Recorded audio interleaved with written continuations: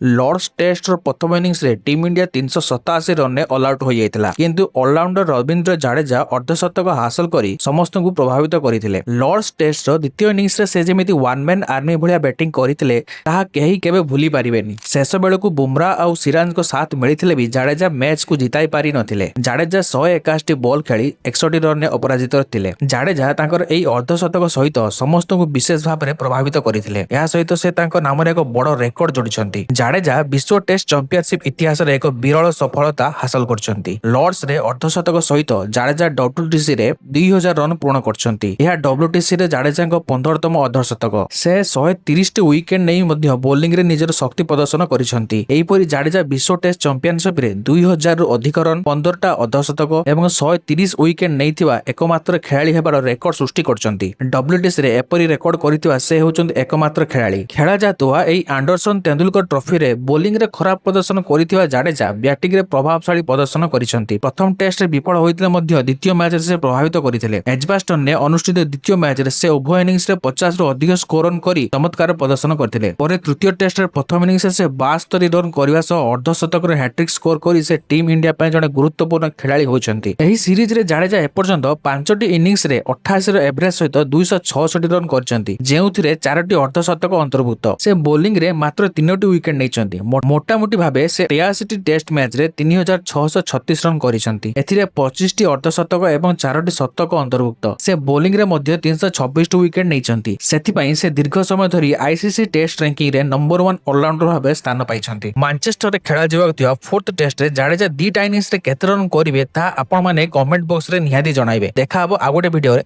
Jai Hind, Jai Jagannath.